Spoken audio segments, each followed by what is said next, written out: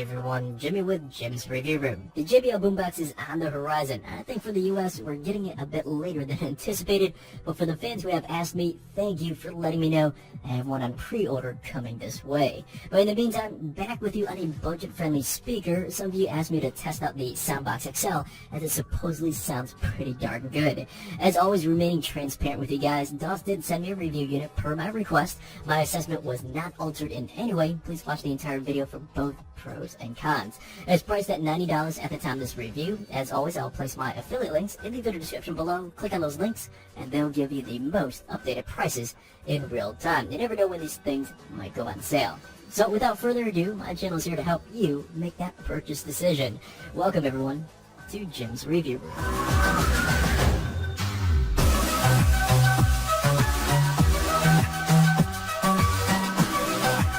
Going over the physical features, the speaker genuinely looks good. DOS in the past have used plastics on their products, but it's always been tastefully done without looking cheap. The front grille is aluminum, and the top accent piece made of brushed metal looks and feels legitimate. Rotating to the rear, it's all plastic, and although it looks fine, I notice it might not take abrasion well. Having this rub against other hard surfaces has shown not scratches, but marks in general. If you're particular about aesthetics, keep this in mind. Now, buttons are on your screen. Please feel free to pause the video if you need to. All buttons are very tactile, offering clicky feedback as heard here. And one thing that absolutely threw me off, why on earth did they use the Windows alert sound? Get with the program, be original for God's sakes.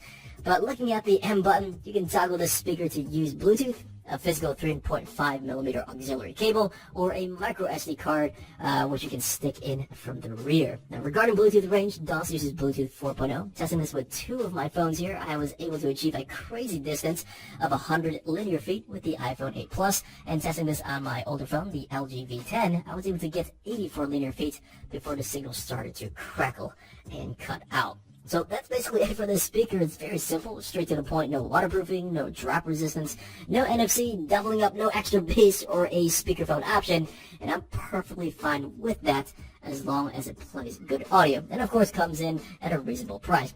Now, one feature that is missing is a true battery level indicator. The light only glows blue when it has enough power and flashes red when it's low. I don't know if there's 50% remaining, 80%, who knows. And regarding battery performance, DOS claims up to 10 hours of playtime per their Amazon page, with my test from a full battery to dead playing at 50% volume. I got 8 hours and 31 minutes of playback time. To recharge the speaker, it had taken me 2 hours and 45 minutes. So to the moment you've been waiting for, the audio test, be sure to use headphones or earphones, as I'll be using binaural microphones. My test will give you the best 3D audio listening experience versus my other professional microphones I have here at the office.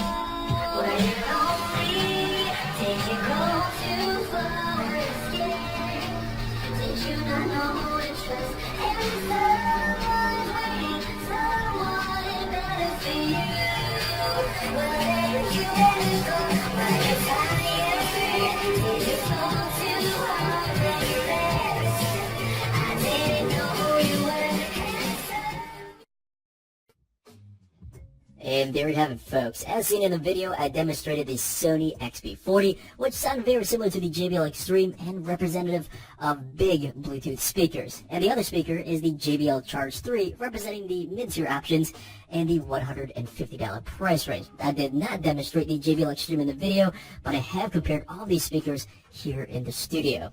First, the Soundbox XL bass performance is impressive for a $100, or in this case less than $100 Bluetooth speaker. This performance is not identical, but somewhat close to what the XB40, and at the same time just slightly more bass than the JBL Charge 3. It falls in between that big speaker and the mid-tier speaker performance. Bass is punchy and at times offering some resonating bass, which is quite impressive here.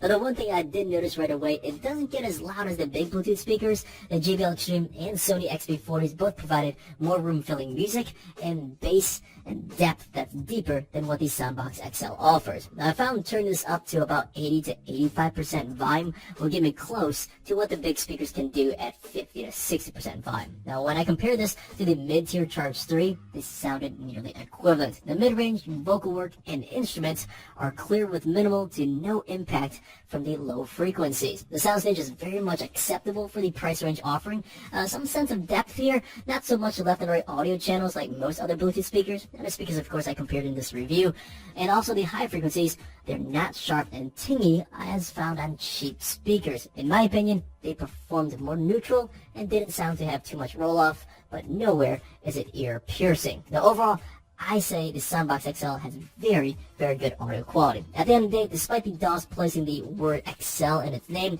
and having a speaker nearly the same size as the big Bluetooth speaker class, it performs either equivalent and at times slightly better than the Charge 3. With that being said, again to emphasize, it's less than $100, and if you can forgo all the bells and whistles of being rugged and having NFC, get over the Windows startup chime and lack of volume and precise battery